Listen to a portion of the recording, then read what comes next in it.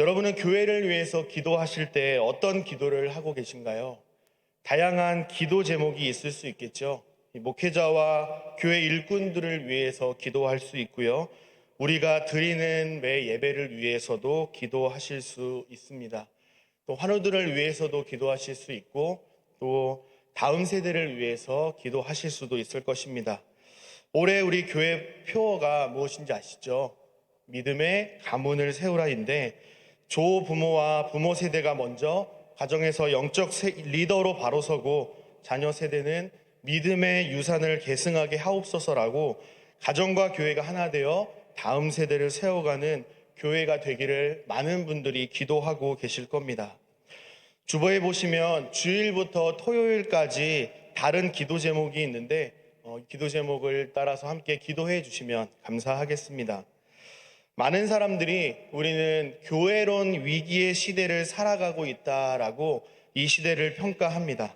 쉽게 말해서 교회의 본질이 도대체 무엇이냐, 교회가 존재하는 목적이 도대체 무엇이냐라고 이 세대의 교회를 비판하고, 교회를 향해서 끊임없이 물음표를 던지는 사람들이 많아진 교회의 위기 시대를 살아가고 있다라는 말입니다.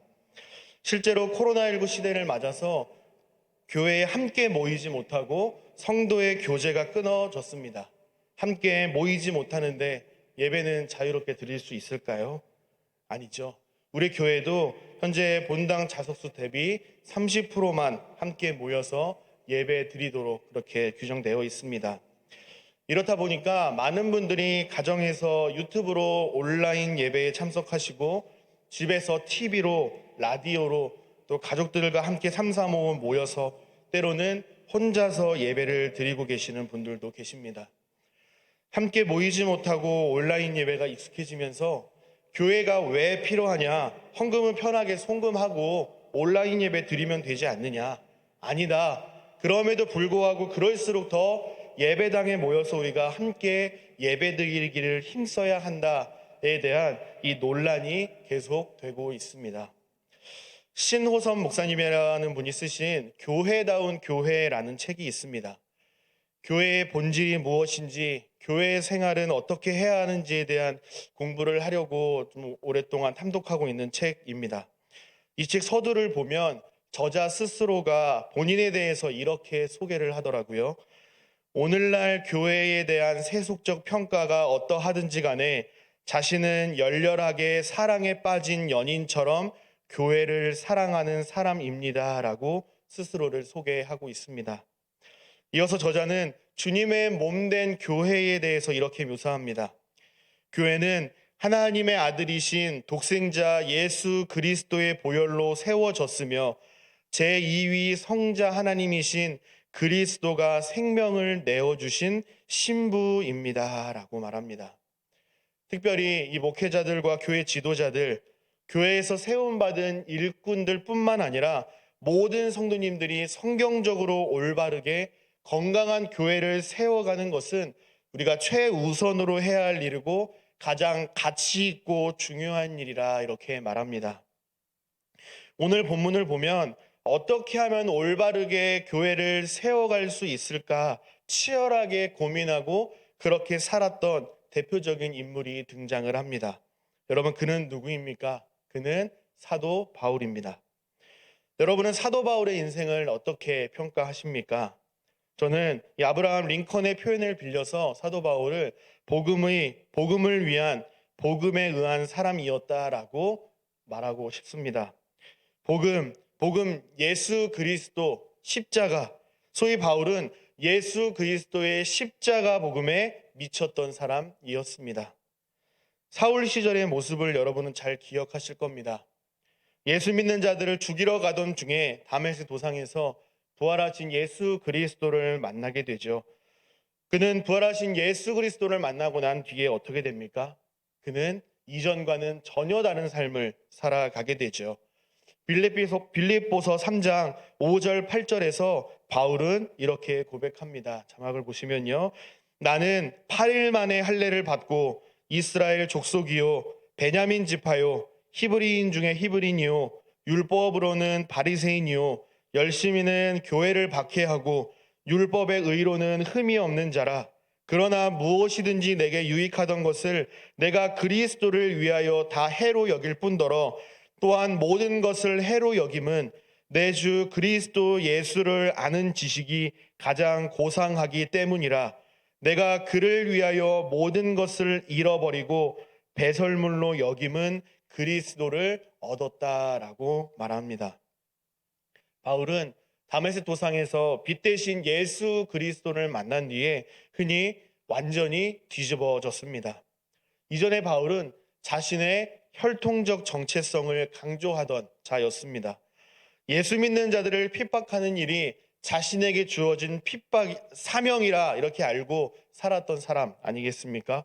하지만 예수님을 만난 뒤로는 완전히 달라졌습니다. 가치와 인생의 목적이 재정립된 것이죠. 주님을 만나기 전에 바울이 붙잡았던 이 율법의 의가요, 촛불을 만난 것이라 이렇게 비유한다면요, 바울이 예수님을 만난 사건은 태양을 만난 것이라 비유할 수 있습니다. 좁은 곳에서 촛불이 이 세상을 밝히는 전부라고 생각했던 사람이 태양을 만난다면 더 이상 촛불에 많은 가치를 두고 살아가지 않을 것이 분명합니다. 바울은 자신을 소개할 때마다 그리스도 예수의 사도되는 바울이라 이렇게 강조했습니다. 바울은 자신을 소개하면서 예수 그리스도의 은혜로 말미암아 사도요 복음의 일꾼이 된 자라 이렇게 말합니다. 바울은 복음이 필요한 곳이라면 어디든지 달려갔고요. 그곳에 머무르며 교회를 세우고 일꾼도 세우고 복음 전하는 일에 전적으로 헌신했습니다.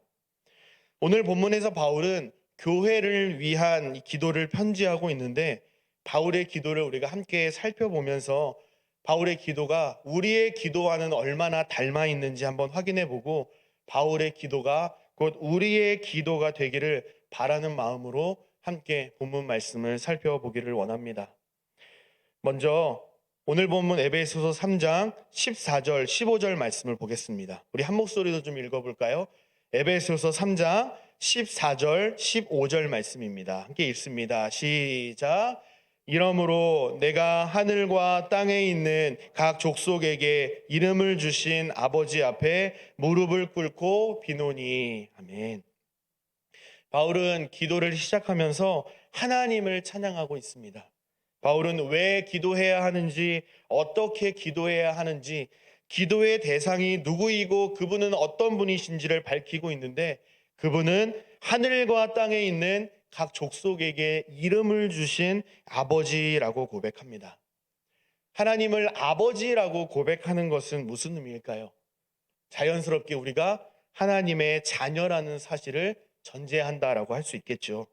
바울은 허물과 죄로 죽었던 본질상 진노와도 같았던 우리를 하나님의 자녀 삼아 주셨다는 사실에 감격하고 감사를 고백하고 있습니다. 에베소서 2장에서 바울은 하나님의 구원을 일컬어 하나님의 선물이라 고백한 바 있습니다. 에베소서 2장 8절 9절을 보시면 바울은 이렇게 말합니다. 너희는 그 은혜에 의하여 믿음으로 말미암아 구원을 받았으니 이것은 너희에게서 난 것이 아니요 하나님의 선물이라. 행위에서 난 것이 아니니 이는 누구든지 자랑하지 못하게 함이라 그랬습니다.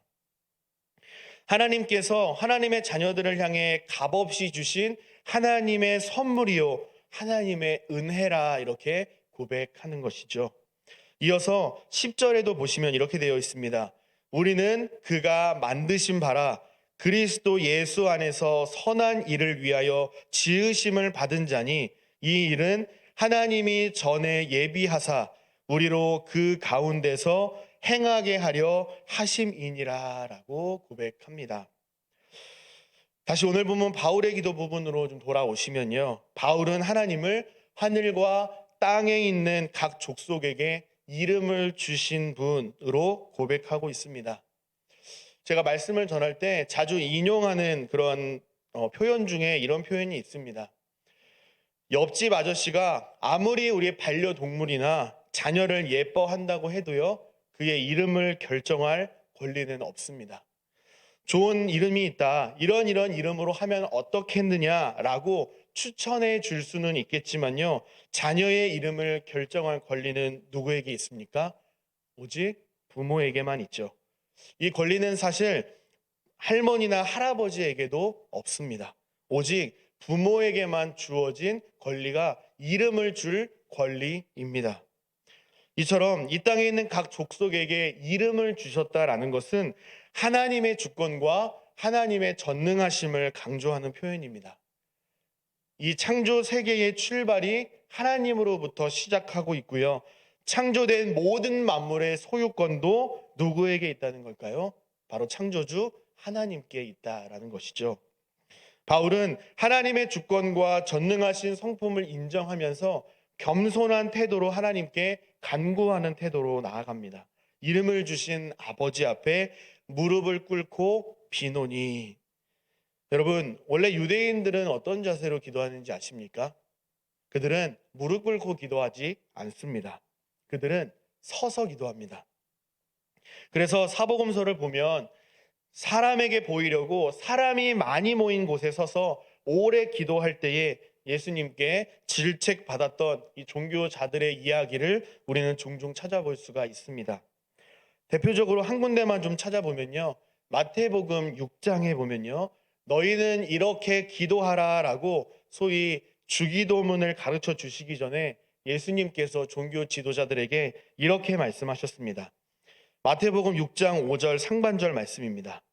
또 너희는 기도할 때에 외식하는 자와 같이 하지 말라. 그들은 사람에게 보이려고 회당과 큰 거리 어귀에 서서 기도하기를 좋아하느니라 라고 말씀하셨습니다. 우리는 오늘 본문에 기록된 이 바울의 기도와 기도에 대한 예수님의 말씀이 우리에게 주는 교훈이 있습니다. 기도할 때 기도의 대상이 누구인지 그분이 어떠한 분인지를 분명히 이해하는 것이 중요합니다. 우리 하나님은 모든 만물을 창조하신 창조주 하나님이시오.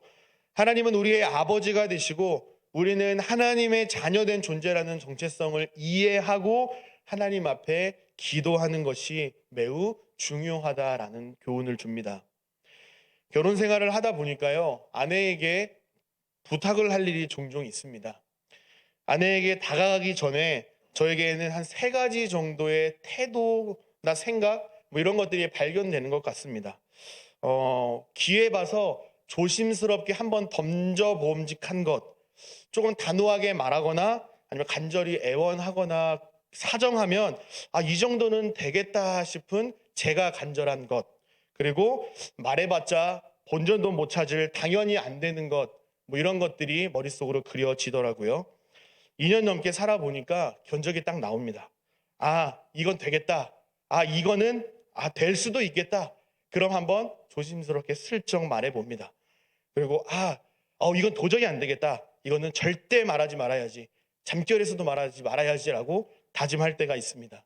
이렇게 표정이나 목소리만 들어도요, 어느 정도로 이건 되겠다, 안 되겠다 직감적으로 감이 옵니다. 물론 제 직감이 틀릴 때가 꽤 많습니다. 여러분, 그래서 제가 드리고 싶은 말씀은 무엇인가 하면요, 제가 아내에게 어떤 부탁을 할 때 아내의 반응을 어느 정도 짐작할 수 있다라는 것과요, 아내가 어떤 반응을 보이든 수용할 마음의 준비가 되어 있다는 것은요, 저에게 있어서 아내가 얼마나 소중한 자인지, 그리고 아내가 어떤 성향의 사람인지, 무엇을 기준으로 그렇게 되고 안 되고를 결정하는지 제가 아내를 잘 알기 때문이죠. 아내의 기준에 있어서 저에게 또 우리 가정에게 가장 필요하고 도움이 될 그 결정을 할 것이라는 아내를 향한 신뢰가 제 안에 있기 때문에 인간적으로는 조금 얄밉기도 하고 아쉽기도 하지만요, 억울해도 결국 아내의 뜻을 받아들입니다. 마찬가지로 하나님 앞에 기도하며 나아갈 때를 좀 비유를 해보자면요, 하나님이 자동차 정도만 만들 수 있는 분이라고 한다면 우리는 최대 어디까지만 구할까요? 자동차 정도만 딱 구하고 말 것입니다. 그 정도는 말해도 안 돼. 기도해도 안 돼. 이렇게 선을 그어버리죠. 그러나 모든 것을 하실 수 있는 분이라고 우리가 이해한다면 어떻게 하죠? 우리는 무엇이든 하나님께 제한 없이 구하겠죠. 또 모든 것을 하실 수 있는 하나님이 바로 나의 아버지라고 한다면 어쩌면 보다 더 뻔뻔한 태도로 구할 수 있지 않겠습니까? 바울은 우리 하나님을 하늘과 땅에 있는 각 족속에게 이름을 주신 창조주 하나님이요 전능하신 하나님이라 고백하면서 그분이 나의 아버지가 되시고 나는 하나님의 자녀된 정체성을 가진 가치 있는 인생이라 이렇게 인정하면서 동시에 겸손한 태도로 하나님 앞에 나아가 간구하고 있습니다. 바울은 지금 하나님은 내가 무엇을 구하든지 다 응답하실 수 있는 분이고 나는 하나님의 자녀이기 때문에 무엇이든 구할 수 있는 권리가 있다라고 하나님께서 자신에게 주신 하나님의 자녀된 정체성을 근거로 해서 하나님께 당당한 태도로 나아가 기도하고 있습니다. 여러분, 만약에 하나님께서 여러분에게 찾아오셔서 천산중앙교회를 위해서 우리 교회를 위해서 무엇을 해줄까? 어떤 교회가 되게 해주면 좋을까라고 물으신다면 여러분은 교회를 위해서 무엇을 하나님께 간구하고 싶으십니까? 아마 열이면 열, 백이면 백, 그 이상으로 다양한 의견들이 나올 것이라 저는 생각합니다. 또 각자의 직분에 따라서 전혀 다른 그런 고백들이 나오겠죠.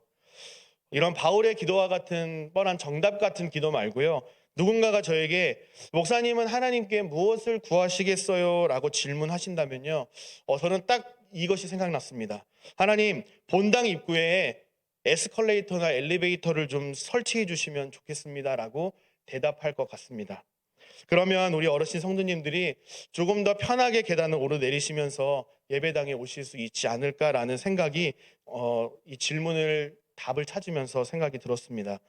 여러분, 하나님께 교회를 위해서 무엇을 구하시겠습니까? 14절 15절에서 바울은 하나님께 기도하면서 기도하는 대상에 대해서 소개를 했는데요. 이어서 16절 19절은 교회를 위한 바울의 기도의 내용이 기록이 되어 있습니다. 우리 16절 말씀을 먼저 한 목소리로 좀 읽어보도록 하겠습니다. 16절 말씀입니다. 시작.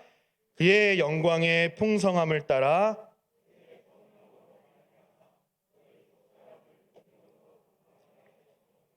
아멘. 그의 영광의 풍성함을 따라 그의 성령으로 말미암아 너희 속사람을 능력으로 강건하게 하시오며라고 구했습니다. 저는 최근에 자동차 배터리를 교체를 했습니다. 겨울철이 되면서 날도 추워지고 아이가 태어나서 자라다 보니까 이동할 일이 많이 줄어들고 해서 차를 안 탔더니 배터리가 쉽게 방전이 되어 버렸습니다. 30분 동안 1시간 동안 시동을 좀 걸어 놓기도 하고요. 배터리 재생하는 방법이 있다 그래서 거기에 도움을 받기도 하고 방전될 때마다 점프선을 연결해서 시동을 걸어 보기도 했습니다. 차량이 필요할 때 시동이 안 걸려서 얼마나 애먹었는지 모릅니다. 시동을 걸 때마다 시동 안 걸리면 어떡하지? 어떡하지? 걱정을 많이 했습니다. 그런데 최근에 그 문제가 완전히 해결이 되었습니다. 어떻게 그렇게 됐을까요? 자동차 배터리를 새 것으로 갈았습니다. 잔량 100% 완전 새 거, 성능이 가장 좋은 상태의 배터리로 교체를 했습니다. 그랬더니 이제는요, 자동차 시동을 걸 때 시동 안 걸리면 어떡하지? 고민하거나 염려하지 않습니다. 과감하게 키를 돌려서 자동차 시동을 겁니다. 그리고 부앙 시동을 걸리고 나면 저는 또 뿌듯해합니다. 역시. 여러분, 그의 영광의 풍성함을 근거로 해서 하나님 앞에 기도한다라는 것은요, 하나님은 풍성한 영광을 소유하고 계시고요, 전지전능하신 하나님이시기에 우리의 기도에 응답하지 못할 것이 없다. 즉 우리의 기도에 능히 응답하실 수 있는 풍성하신 하나님이시다라고 바울은 신앙 고백을 드리고 있는 겁니다. 이어서 16절 하반절을 계속 보겠습니다. 그의 성령으로 말미암아 너희 속사람을 능력으로 강건하게 해 주십시오라고 간구합니다. 속사람은요, 우리의 옛 모습과 대조되는 존재입니다. 예수 그리스도를 나의 구주, 나의 하나님으로 영접을 하면요, 새 사람을 입게 되죠. 예수님을 주님으로 영접하게 되면요, 성령의 내주하심이라고 하죠. 성령 하나님께서 우리의 마음 가운데 계셔서 주님과 동행하는 삶을 살아갈 수 있게 됩니다. 바울은 하나님께 기도할 때에 이 성령의 역사하심을 통해서 속사람이 더 튼튼해지고 성숙해지고 풍성하게 되어서 영적으로 더욱 강건하게 해주십시오. 주님을 더욱더 신뢰하며 살아갈 수 있도록 흔들리지 않는 믿음을 주옵소서라고 간구하고 있는 겁니다. 17절, 18절, 19절로 향하면서 그 기도는 점점 더 깊어집니다. 성경에 여러 번역본이 있는데 17절, 19절을 쉬운 성경은 이렇게 번역을 하고 있습니다. 자막을 좀 띄워주시면요. 에베소 3장 17절, 19절을 쉬운 성경은 이렇게 기록하고 있습니다. 믿음을 통해 그리스도께서 여러분의 마음 가운데 살아계시기를 기도합니다. 또한 여러분의 삶이 사랑 안에서 강하여지고 또 깊게 뿌리 내려 모든 성도들이 그리스도의 크신 사랑을 깨닫게 되기를 기도합니다. 그분의 사랑이 얼마나 한없고 넓으며 얼마나 깊고도 높은지를 진정으로 깨닫게 되기를 기도합니다. 그리스도의 사랑을 어느 누가 잴 수 있겠습니까? 그러나 그 사랑을 체험하여 하나님의 충만함이 여러분의 마음속에 채워지기를 기도합니다. 라고 기록하고 있습니다. 바울은 에베소서 2장에서 너희는 사도들과 선지자들의 터 위에 세우심을 입은 자라라고 하면서 건물이 세워지는 이 건축 용어를 사용해서 그리스도 예수 안에서 함께 지어져 가고 있는 자라 이렇게 소개한 바 있습니다. 오늘 본문에서도 바울은 성도들이 예수 그리스도의 사랑에 뿌리가 깊게 박히게 해주십시오라고 다시 한번 건축 용어를 사용하면서 기도하고 있습니다.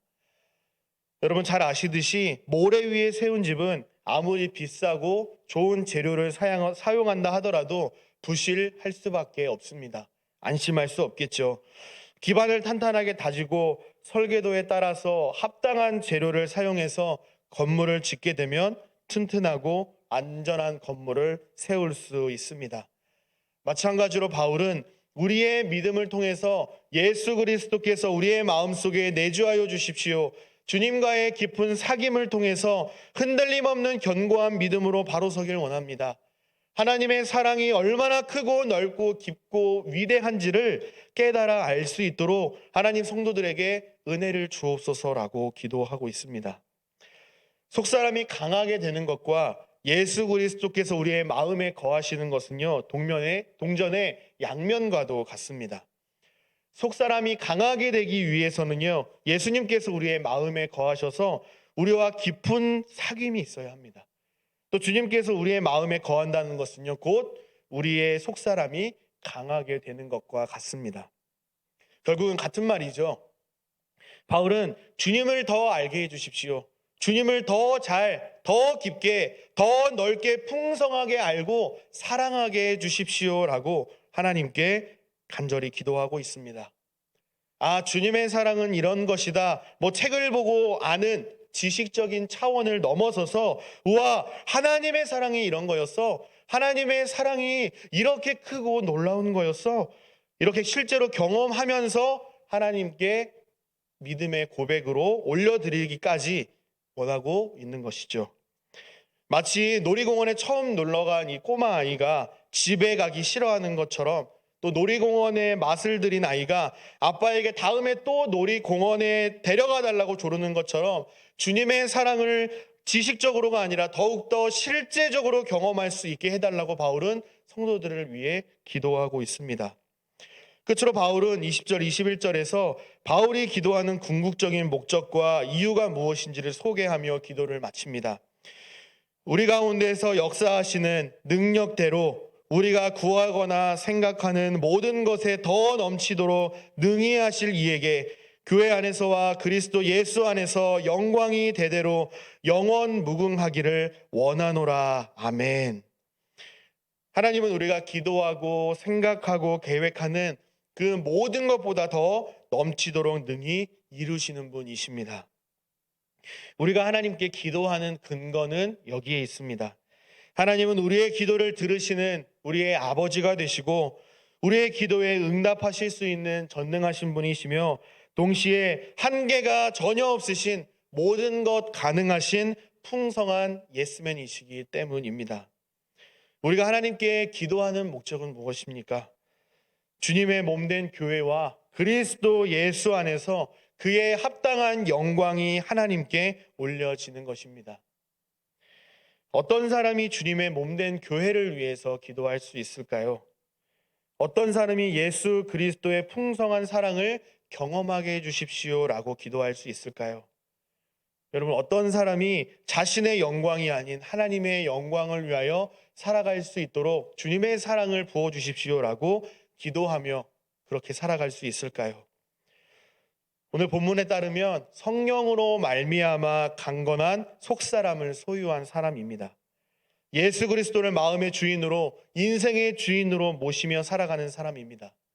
주님의 사랑을 지식적으로 아는 것을 넘어서 실제적인 경험을 하며 살아가는 사람이야 이런 삶을 살아갈 수 있게 되는 것이죠. 바울의 기도는 먼저 각 개인이 그리스도 안에서 견고한 믿음으로 세워지기를 간구합니다. 두 번째로 예수 그리스도의 크고 깊고 넓은 사랑을 경험함으로써 이 주님의 몸된 교회가 바르게 세워지기를 바울은 간구하고 있습니다. 그리스도의 사랑 없는 열심과 헌신은 마치 모래 위에 세운 집과 같습니다. 그리스도의 사랑 없이는 신앙의 성장과 성숙도, 완전함과 풍성함도 없습니다. 반면에 예수 그리스도의 사랑으로 흔들리지 않는 믿음 위에 세워진 교회는 쉽게 흔들리지 않습니다. 쉽게 무너지지도 않습니다. 여러분, 2022년 교회 표어가 무엇인지 잘 아시죠? 믿음의 가문을 세우라입니다. 먼저 조부모와 부모 세대가 주님의 사랑 안에 뿌리가 박히고 터가 굳어져서 주님의 사랑을 알기에 힘쓰면 자녀 세대도 쉽게 흔들리지 않습니다. 쉽게 무너지지 않습니다. 하지만 부모 세대의 믿음이 마치 모래 위에 세운 집과 같다면 자녀 세대와 가정과 교회, 이 나라의 미래는 결코 희망적으로 기대할 수 없을 것입니다. 이제 본격적인 설 연휴가 시작되고 전화도 주고받고요. 또 한자리에 모이는 시간을 갖게 될 텐데 여러분의 가정 가운데 믿음의 결단이 있게 되기를 주님의 이름으로 간절히 축복합니다. 오늘 우리가 함께 나눈 이 바울의 기도가 저와 여러분의 진실된 기도가 되었으면 좋겠습니다. 나아가 우리 가정의 기도가 되고 우리 교회의 기도가 되었으면 좋겠습니다. 올 한 해 하나님께서 우리 가정에, 우리 개인에게, 우리 가정에, 우리 교회 공동체에 이 나라와 민족을 위해서 일하실 것을 기대하면서 교회 공동체와 그리스도 예수 안에서 하나님께 영광 돌리는 삶 살기를 다짐하고 그렇게 살아내기 위해서 치열하게 고민하고 믿음으로 전진하는 천산의 모든 가족들이 되시기를 주님의 이름으로 간절히 축복합니다. 아멘.